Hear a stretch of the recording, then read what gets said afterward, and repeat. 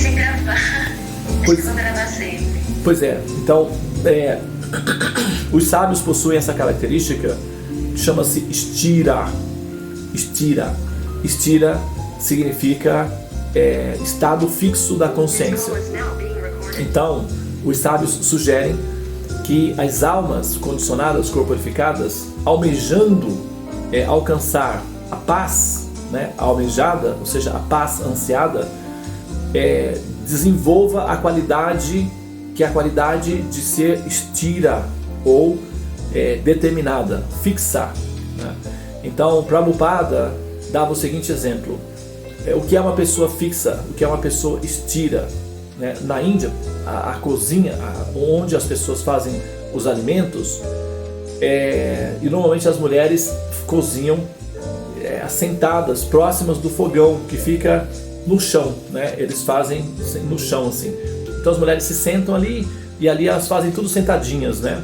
Colocam todos os equipamentos e ficam cozinhando ali sentadinhas. Bom, então, só que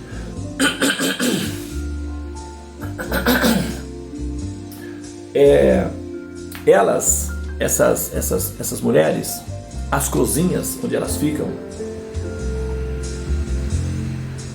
normalmente, como se trata de como elas trabalham sentadas, então os tetos não são muito altos, não há essa necessidade de ser muito altos. Então, normalmente são quartos,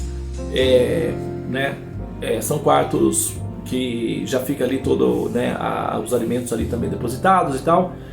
E no verão, esses locais onde se cozinha é muito quente, é terrivelmente quente, extremamente quente. E no inverno é aconchegante, né? No verão é muito quente, é bem insuportável. E ele diz que essa qualidade que as mães têm de não se importarem ou não se incomodarem com o desconforto que causa elas estarem, permanecerem no local desconfortável, quente, durante o verão, e o verão da Índia é uma expressão bem assim intensa daquilo que nós entendemos como calor, chega a fazer uma sensação térmica de 45, 50 graus em muitos momentos, né? Eu vivi lá, então a experiência realmente é bem quente. E essas mães, elas vão para as cozinhas e cozinham para os seus filhos, para os seus membros familiares, mesmo estando no verão. Então elas vão e cozinham. E Prabhupada então menciona que essas mulheres, elas são o exemplo, ou elas são a referência de qualidade estira, de qualidade de serem fixas na determinação de alcançarem o objetivo.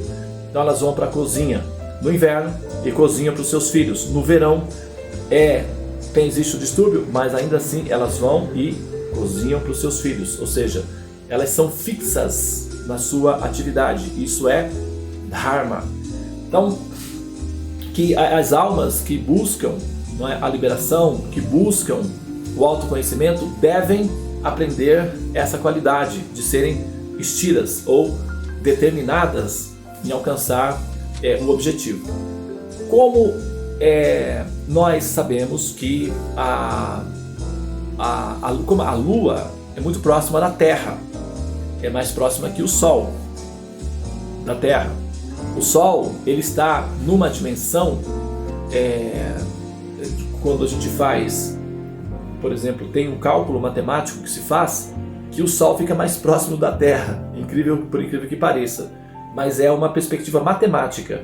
Então, os Vedas, em muitos casos, afirmam que o Sol é mais próximo da Terra que a Lua, mas nós sabemos que existe uma diferença, né, de distância do Sol. A Lua é mais próxima da Terra. Porém, dependendo da perspectiva matemática que se calcula as dimensões, então o Sol fica categorizado numa dimensão mais íntima da Terra, ao passo que a Lua fica um pouco mais distante nesse sentido.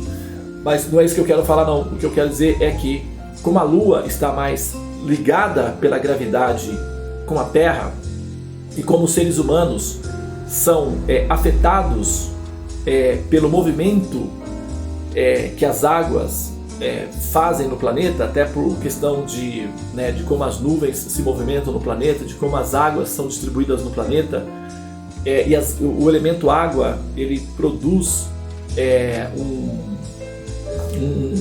uma espécie de calmante natural. Então, e a Lua, por gravidade, ela puxa as águas do planeta, causando as diferenças das marés, os movimentos das águas. Por isso que a Terra em si ela não é perfeitamente redonda, ela tem uma barriguinha, ela é um pouquinho gordinha, né? Então no Equador ela é um pouquinho inchadinha, então como se fosse uma barriguinha ali, né? Isso se dá em função da gravidade que a Lua exerce sobre a Terra. Então a Terra infla um pouquinho, né? Faz aquela barriguinha. Isso em função da gravidade da Lua. A Lua é como se a Lua fosse, uma criança mamando na mamãe. Então ela vai sugando a Terra, ela fica sugando a Terra ali, fica coladinha com a Terra e sugando. É como se fosse um bebê no colo da mãe amamentando, né? E isso define o fato de a Lua também reger sobre as águas e sobre o leite e representar, por exemplo, as crianças, representar o útero e representar o princípio mãe. Então que o conceito todo envolve essa característica.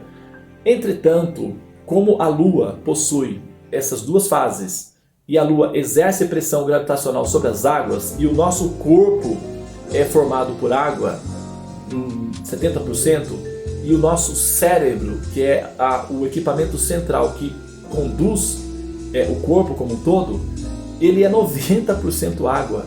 Então a referência é que quando a gente calcula a gravidade da pressão que a Lua exerce sobre as águas, praticamente não aparece a influência que essa gravidade exerce sobre a quantidade de água presente no corpo, como ele é constituído. Porém, a gente consegue perceber o efeito gravitacional da influência da Lua sobre a psique humana. Tanto é que os governos da Coreia do Sul, por exemplo, da França, se eu não me engano, do Canadá, mas isso já é uma coisa que já tem acontecido em vários países no planeta. No período da Lua, na fase crescente, ou no seu pico máximo, quando ela está ali no 13º dia até o 4º dia da Lua na fase minguante, nessa transição, então, quando a Lua está bem cheia, esses governos colocam mais policiais na rua e colocam mais assistentes sociais trabalhando para receber ligações de pessoas que pensam em suicídios, estão em depressão, etc. Então os índices de suicídios no planeta nesse período da Lua cheia aumenta, né? E ao mesmo tempo crimes passionais ou crimes motivados pela emoção, ou o cara tá lá, ficou chateado com não sei quem, e nesse período ele toma a decisão, sim, é um bom momento para matá-lo, e aí vai e comete o crime. Isso tem a ver com a refração, que a gravidade que a Lua exerce sobre a Terra e sobre o comportamento humano, porque a pressão gravitacional afeta as águas, o nosso corpo é constituído por água predominantemente e o cérebro é hiperpredominantemente água. Então dá um efeito gravitacional físico-biológico sobre o equipamento que é o corpo humano, o que acaba afetando o comportamento humano, e aumenta-se os crimes passionais, os índices de suicídios e os diagnósticos de depressão e inclusive agora também, que é um fenômeno moderno, o período em que os psicólogos eles admitem o colapso e eles se tornam incapacitados para continuar fazendo o trabalho, ou então médicos se suicidando. A classe dos profissionais da área da saúde que mais se suicidam são os médicos. Depois os próprios psicólogos ficam inoperantes na sua função de trabalho, e porque basicamente essas pessoas trabalham com o comportamento humano, com as emoções humanas, e isso acaba os afetando muito dramaticamente, a ponto de entrar em colapso. É muito comum isso acontecer, tá? Bom, levando-se isso em conta, de que nós temos essa inconstância, isso nos afeta em todas as áreas. nos afeta nas nossas decisões de longo prazo, nos afeta nos nossos relacionamentos intersociais, porque você, né, ocorrem as estranhezas, você num período, né, existe aí um momento muito agradável na convivência com as pessoas da empresa, e de repente já no outro dia já muda tudo, a pessoa já está com a pá virada, tal, por causa dessa bipolaridade que existe da Lua e a referência que isso tem no comportamento humano. Então nós não somos constantes, nós somos inconstantes. Essa que é a palavra, chama-se Chanchala, essa qualificação. E nós precisamos superar essa inconstância e alcançar uma plataforma em que nós nos tornamos Stira. Por isso que nos esportes, por exemplo, os esportistas que são muito emocionais acabam fracassando. Eles precisam desenvolver uma certa, vamos colocar assim, uma certa frieza. Eles têm que superar a Lua, superar as emoções, eles têm que ter sangue frio e eles têm que ter o desejo de fazer com que o outro sofra, ou seja, tem que derrotar o outro, né? Intrinsecamente a derrota do outro está o sofrimento do outro, e a pessoa não pode se sensibilizar com o sofrimento do outro, porque senão, como esportista, ele vai então eventualmente fracassar. Então, os esportistas, eles são orientados a serem matadores, ou seja, vamos entrar para decidir, né, para finalizar, ou seja, vamos matar. E isso é simplesmente superar a mente, e a mente representa as emoções. Como os seres humanos são muito influenciados pela Lua, que é as emoções, então naturalmente eles são inclinados a às coisas que produzem sensações imediatas, né, prazeres imediatos. E as investigações filosóficas, elas são de longo prazo, e é preciso desenvolver a qualidade de absorção de prazer de longo prazo, ou seja, de investigação, para se ter uma estabilidade de interesse. Senão as nossas, né, fases de interesse migram muito rápido. E nesse sentido, como o público que se interessa pela psicologia, pela estabilidade emocional, o público que é mais sensível ao desgaste que a experiência da existência produz são as mulheres. É um público mais afetado pela pressão da existência. Por quê? Devido ao fato de que elas são o equipamento delas, o processador delas, o cérebro, toda a constituição psicológica feminina está muito intimamente relacionado com a Lua, que é o aspecto feminino. Então elas sentem maior, de uma maneira muito mais orgânica, sensível, né?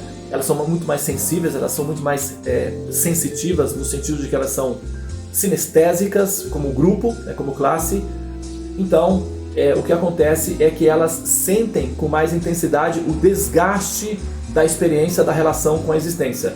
O que as mantém firmes, um pouco mais firmes nos seus objetivos, ou em estarem ali sempre disponíveis, existindo, o fato de elas terem filhos, né? Então, devido o fato de que elas têm filhos, então elas conseguem um adicional de uma força extra para manterem-se integralmente aptas para a vida, ou seja, por compaixão, né, àqueles que dependem dela. Então ela consegue força para se manterem, vamos dizer, vivas, né, existentes ou resistentes.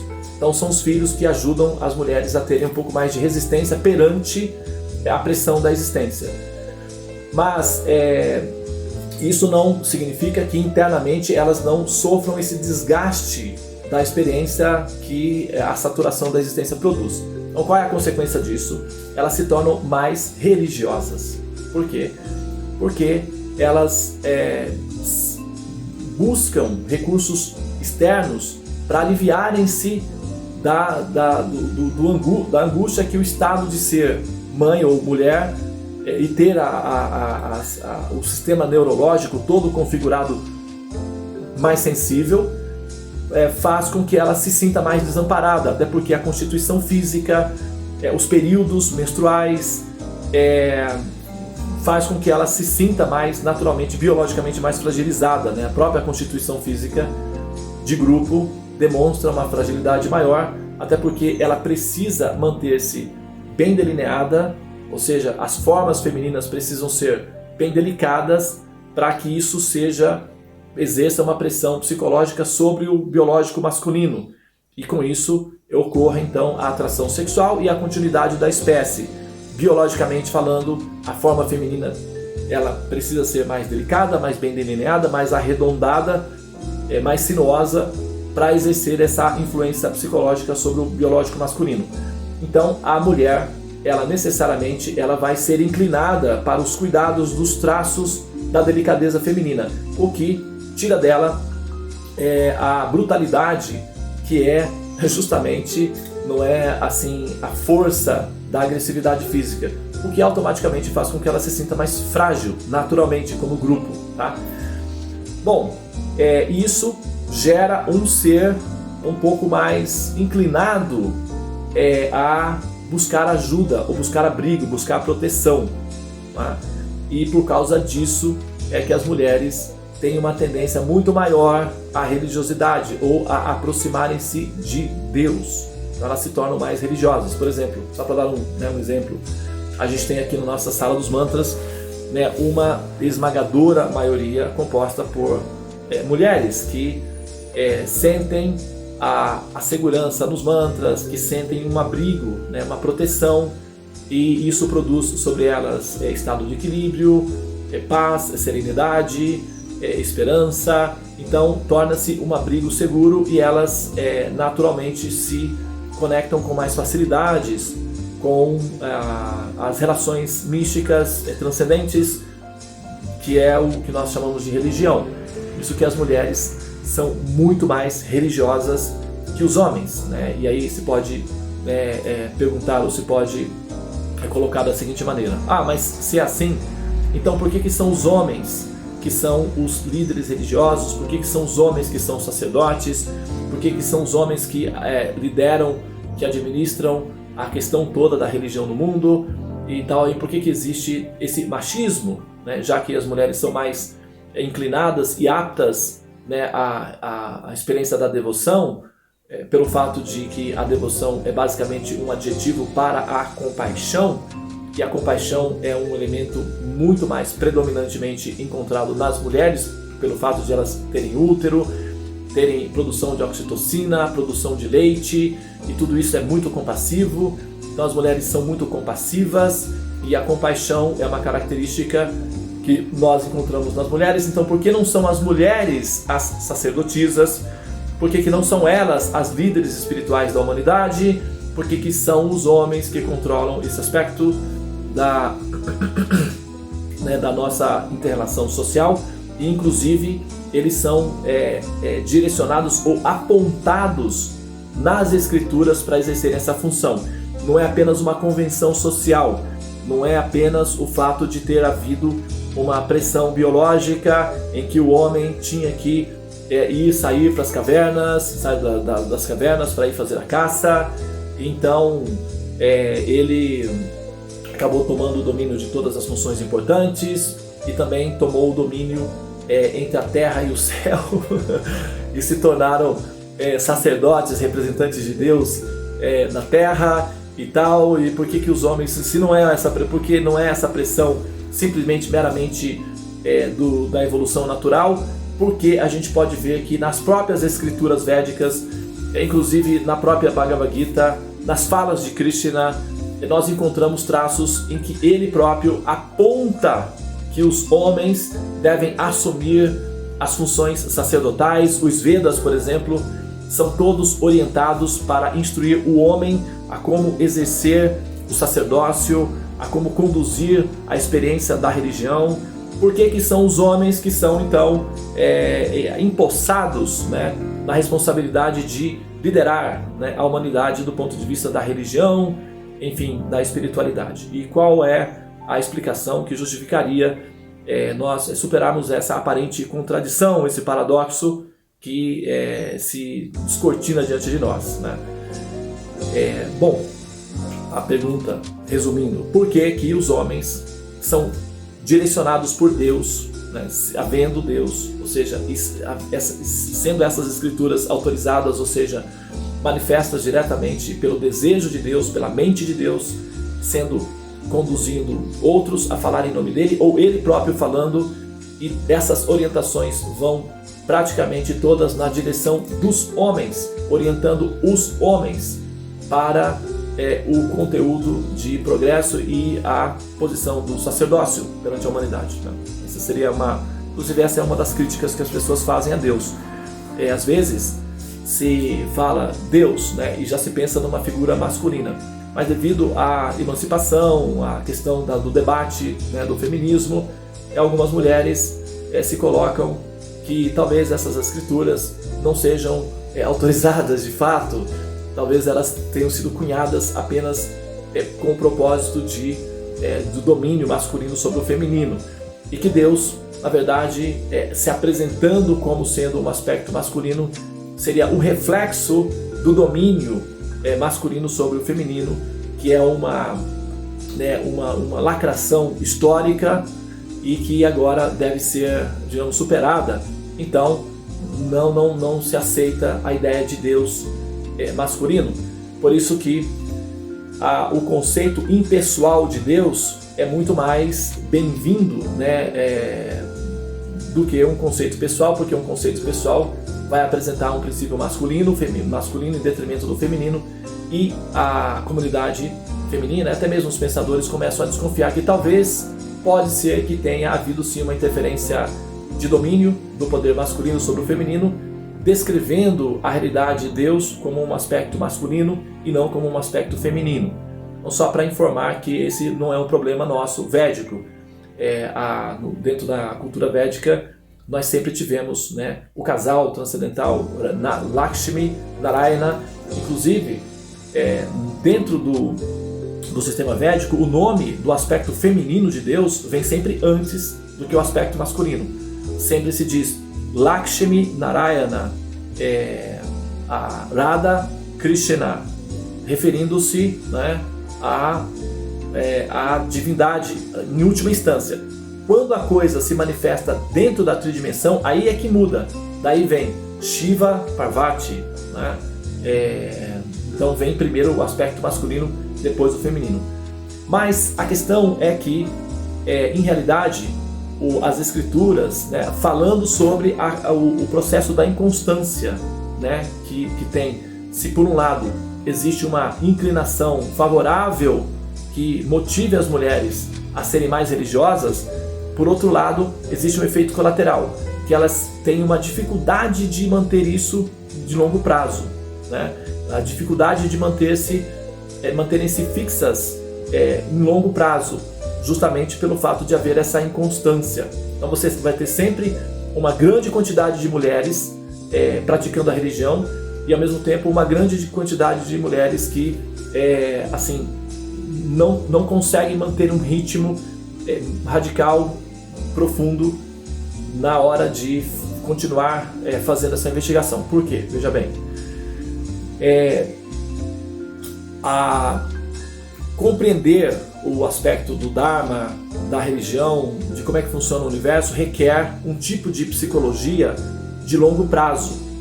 Um tipo de psicologia que vamos colocar assim, que não se afeta pelo tédio, que não é influenciada pelo tédio. Um tipo de psicologia mais resistente à invariabilidade, né? Que é a psicologia, que é a mente do masculino, do princípio do masculino. Por quê? Como o homem, o cérebro do homem, ele foi projetado para ter hiperfoco, né?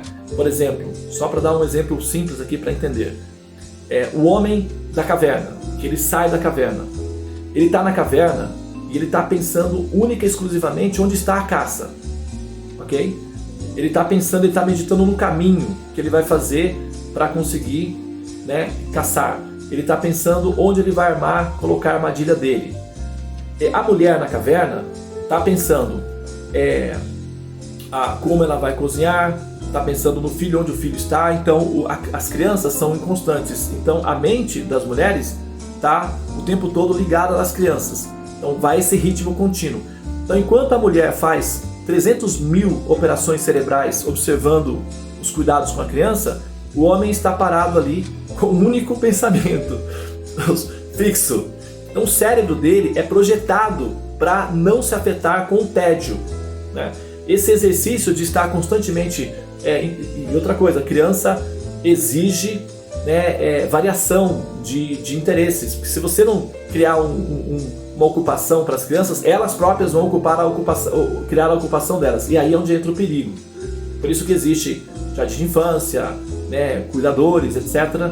Porque não pode deixar a criança sozinha. Sempre foi assim, até mesmo na época das cavernas. Você solta uma criança, ela vai e cai no buraco, né, então morre. Então as mães têm que estar sempre cuidando, se revezando entre si para cuidar, dar atenção para as crianças. Isso faz com que a mente fique constantemente preocupada com esse detalhe, com aquele detalhe, com o espinho, com a cobra, com...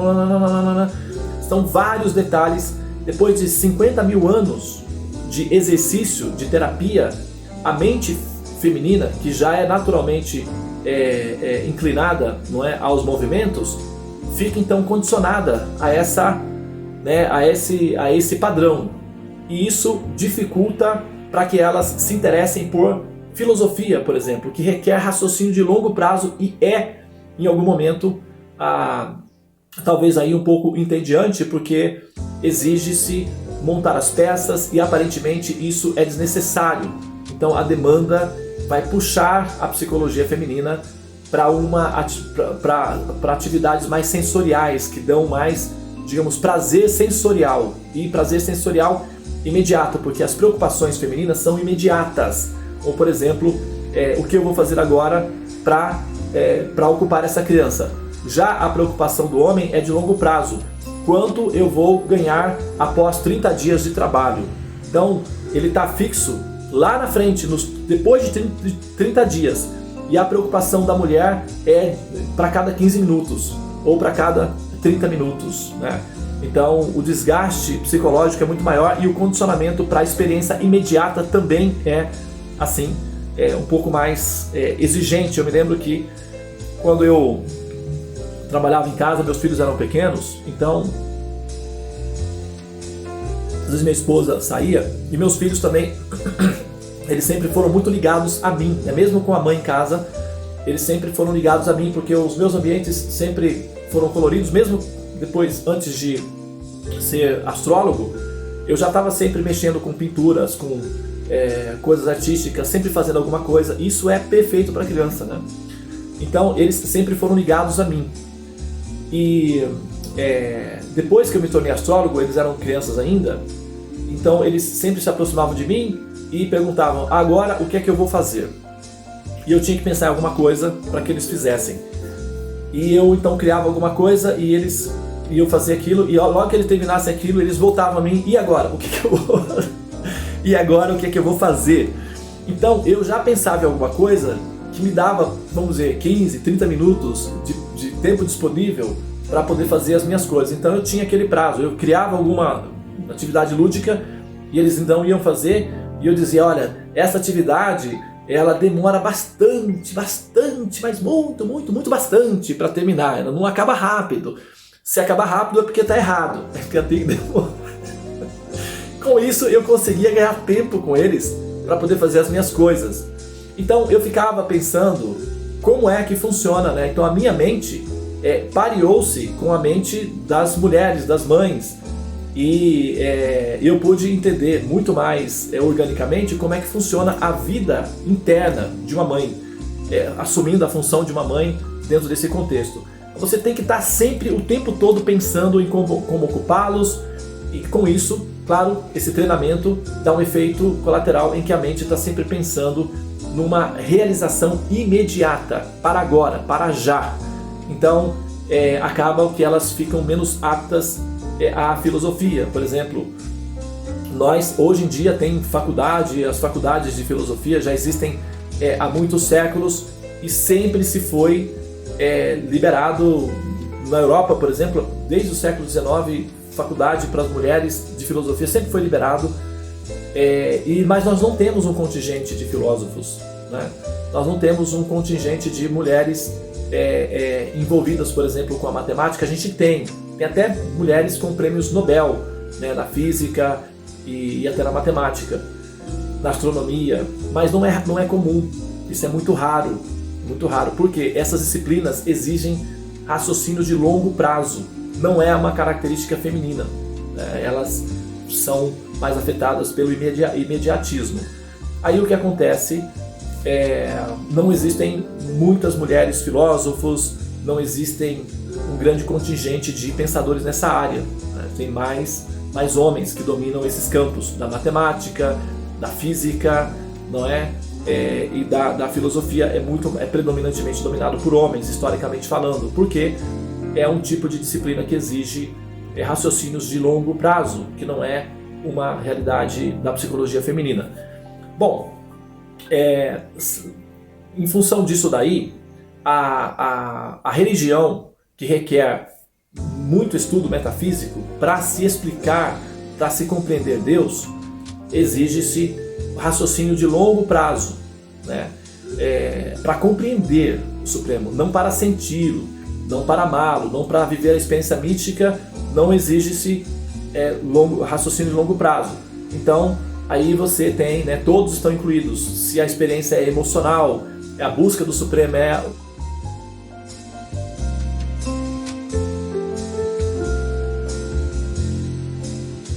a emoção, porque, sabe, eu me sinto segura com Deus, eu amo Deus, eu quero amar a Deus.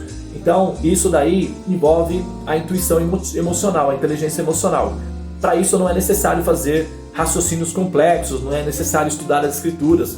Tem pessoas que, por exemplo, no movimento Hare Krishna, ou nas igrejas católicas, evangélicas, tem pessoas que passam 30, 40 anos numa religião e, por exemplo, nunca conseguiram ler uma Bíblia completamente, nunca leram a Bíblia, ou leram fragmentos, né, da Bíblia, ou do livro sagrado deles, ou mesmo do islâmico, né?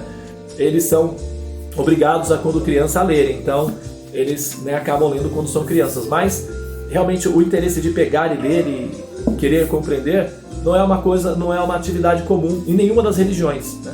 Mesmo no movimento Hare Krishna, a gente tem muitas pessoas que nunca leram esse livro, que é o livro básico, nunca leram. O que se dizer dos próximos, que são as próximas fases.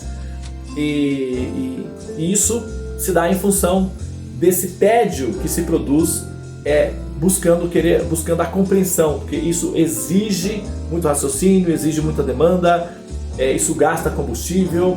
Então nós somos sensíveis, influenciados pela lua, então nós precisamos de sensações rápidas e imediatas. E estudar pode ser uma experiência um pouco mais, vamos dizer, entediante, né? E os homens estão mais bem adaptados a esse tédio filosófico de longo prazo. As mulheres não são muito adaptadas a isso. Então, para elas, se elas fossem obrigadas a estudar as escrituras, a manter o domínio sobre as escrituras, isso seria uma grande tortura psicológica para elas, na verdade.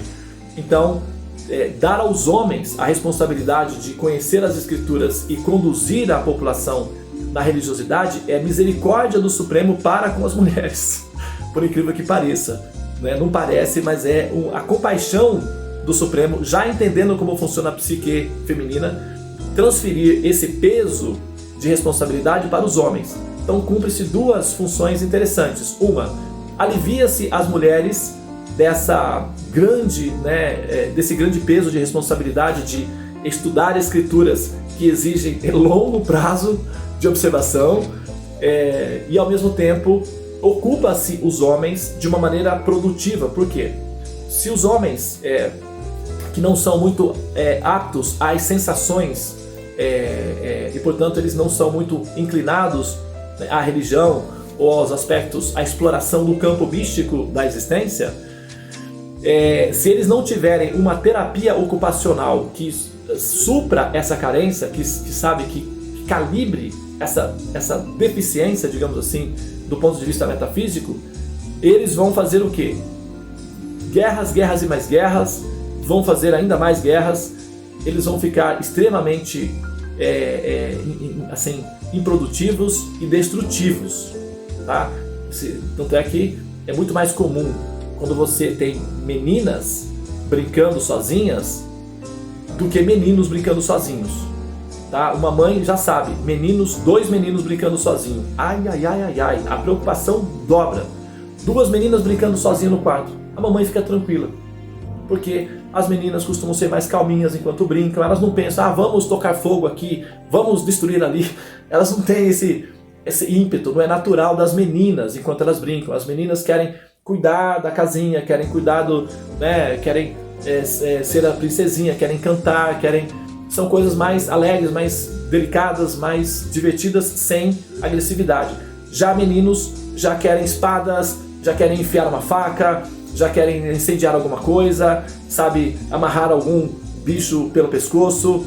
Isso é característico dos meninos. Então, imagina se você tem uma criatura assim, com essa psicologia, se você não tiver uma terapia ocupacional que mantenha essas criaturas, digamos,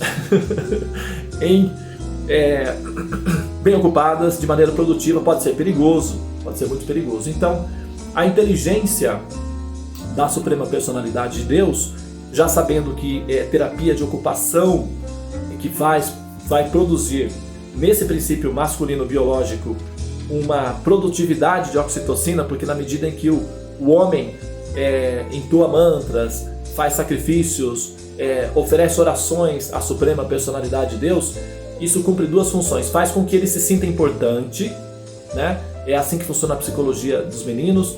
As mães têm que fazer eles se sentirem importantes e ocupá-los em atividade que sirva os demais ao redor.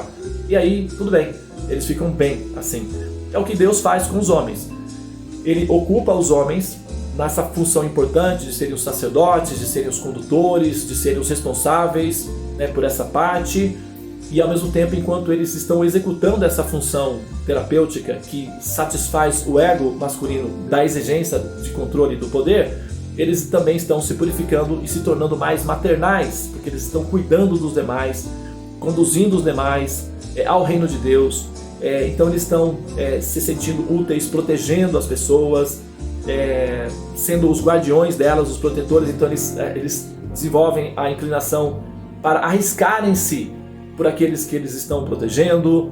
Então tudo isso é bastante psicologicamente produtivo, porque você coloca o princípio masculino bem ocupado terapeuticamente e o cérebro dele está adaptado à investigação de longo prazo.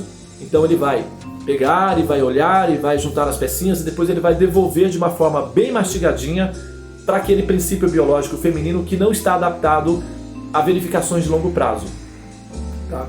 Por isso que é muito comum que os homens assumam com mais facilidade a liderança dos sacerdócios, em função de que a eles vai ser criada uma pressão de questionamentos. Eles terão que dar respostas no momento em que eles vão defender a causa de Deus, ou advogar, né, a causa de Deus. Eles serão pressionados para dar respostas racionais acerca de Deus, ao que vai acontecer ao contrário. As mulheres tendem a dar respostas emocionais, a reação é emocional acerca de Deus. Então elas vão ser muito mais sensíveis na hora de falar do amor, na hora de expressar, na hora de vivenciar, demonstrar de forma prática como é essa questão de amar. Então elas são muito mais treinadas, muito mais experimentadas na realidade prática da natureza do amor e da compaixão. Mas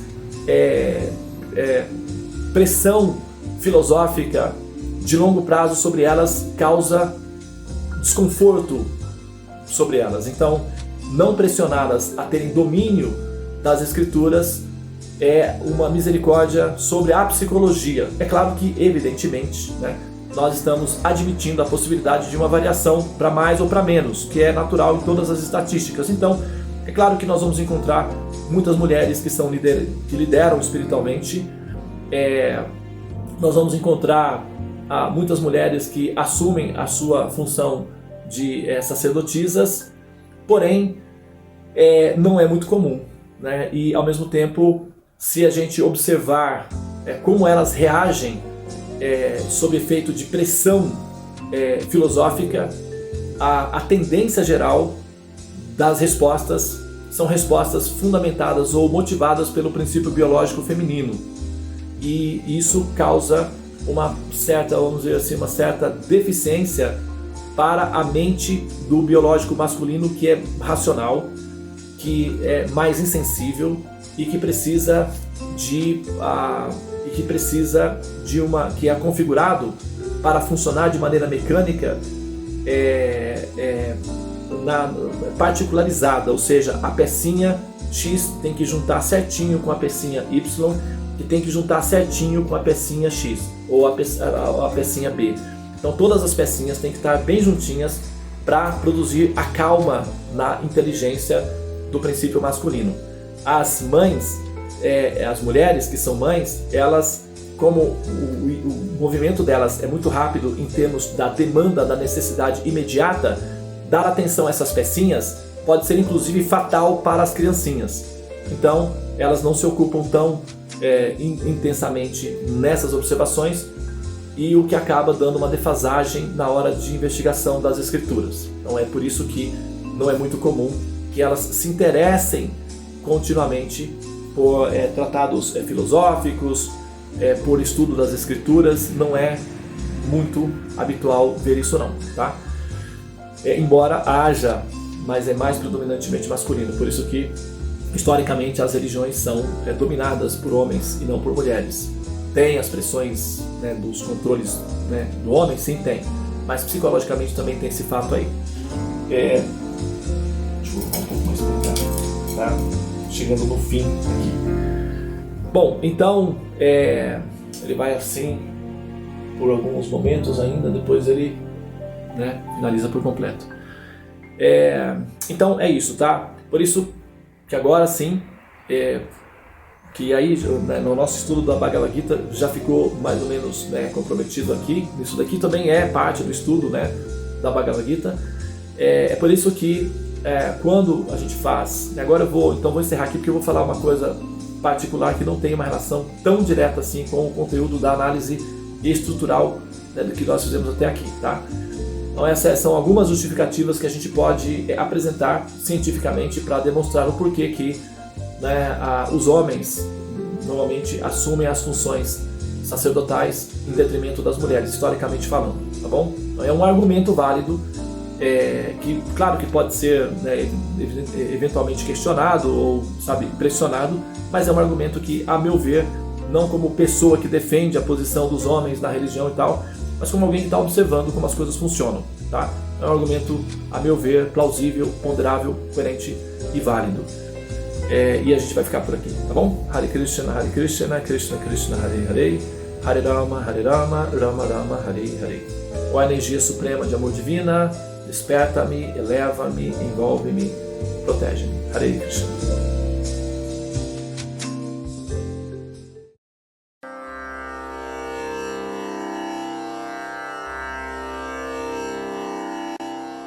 Hare Krishna,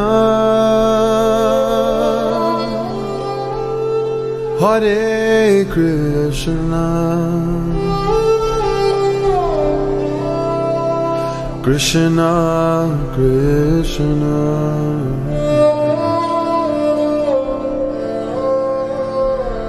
Hare Hare,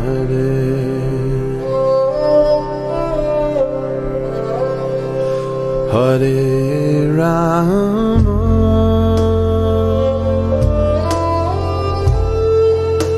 Hare Rama,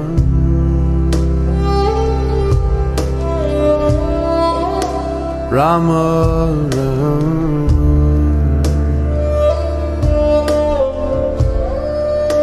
Hare Hare.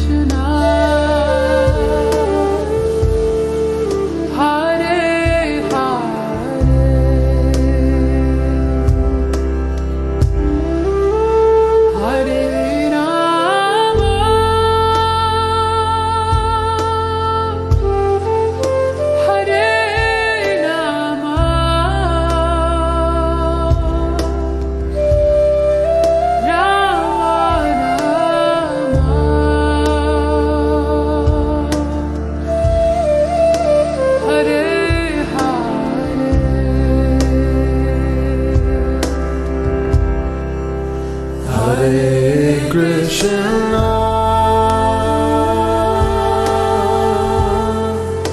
Hare Krishna, Krishna Krishna,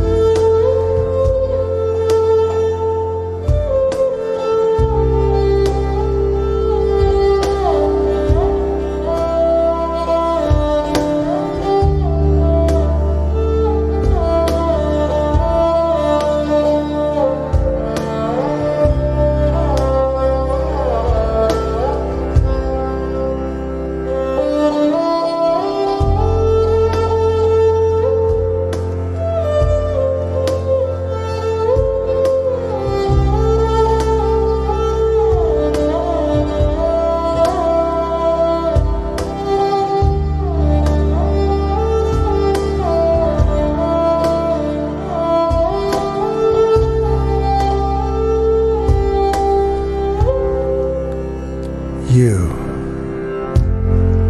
could become a great horseman and help free yourself and this world.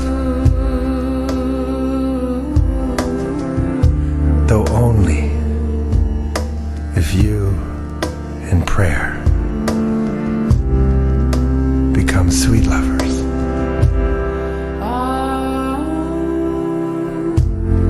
It is a naive man who does not think we are engaged in a fierce battle.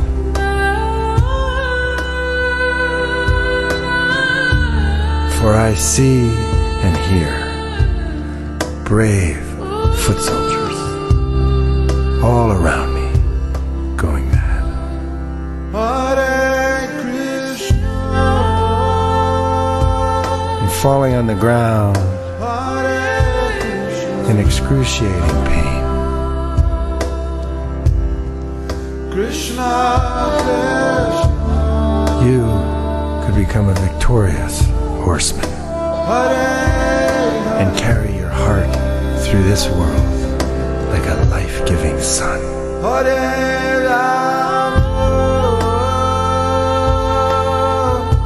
Though only if you and the Great Spirit become sweet lovers.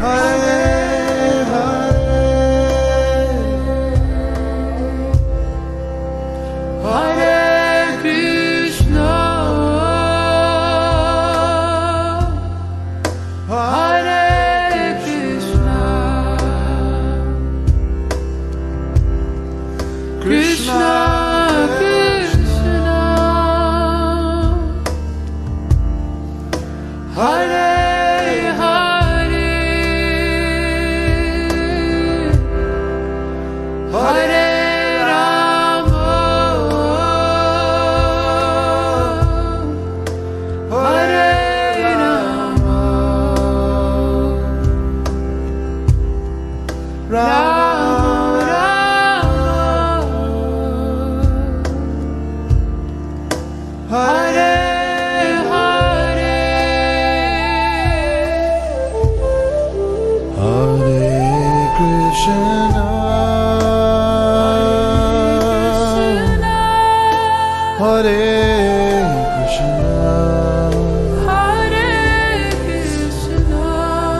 Krishna, Krishna, Krishna, Krishna, Hare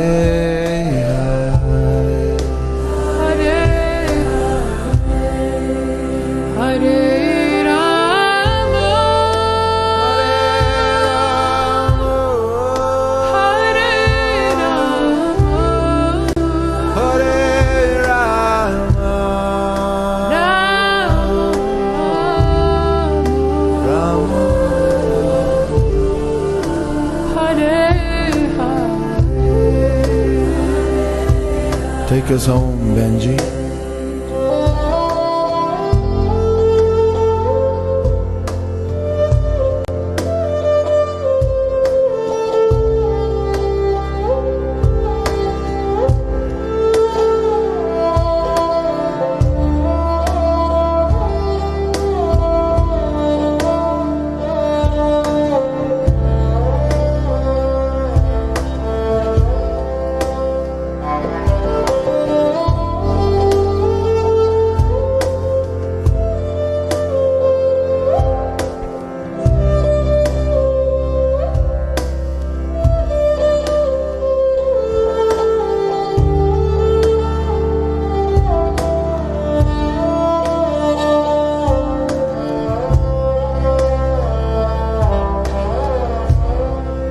Hare Krishna,